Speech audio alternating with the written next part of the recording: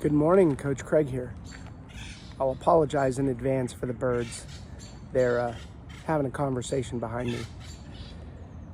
I wanted to talk about cognitive sludge.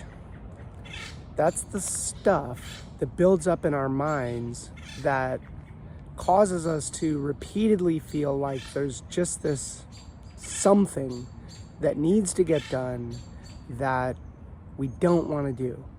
It leads to procrastination and all of these other feelings of should thoughts and feelings created by should thoughts, like I should be doing this, I should be completing this, etc., etc. And so I I have a couple of things that I wrote down here about this that I'd like to read. So how does cognitive sludge form?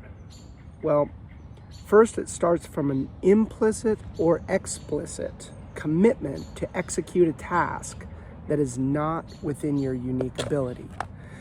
It's those tasks that are where you don't have high enthusiasm and you don't have high skill. And so those are the tasks either that you committed to, that either you implicitly committed to or explicitly committed to. And implicit commitments are those that didn't really start as the thing that you committed to, but it might be something that sort of comes along as payload to that. And when you commit, it is your responsibility to make the implicit things explicit. That is your end of the contract whenever you commit. And so at the start of a commitment is where all of the leverage happens. Because once you commit, you're going to feel really bad about coming back and saying, you know what?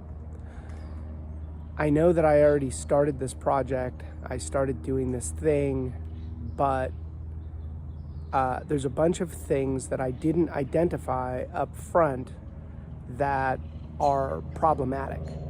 And you can explicitly say,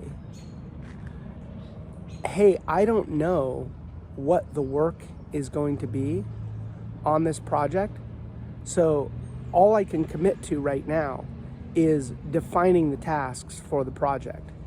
And that would be you making the commitment explicit.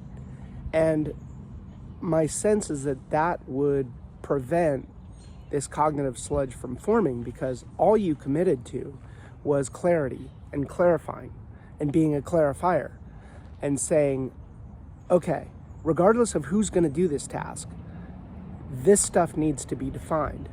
And I commit to defining the things that need to get done so that whoever is going to commit to it, all of those commitments can be explicit instead of implicit. So that's just an expression of this, of what causes this cognitive sludge to form. And hopefully it's helpful for you to really think about the difference between implicit and explicit commitments. Coach Craig out.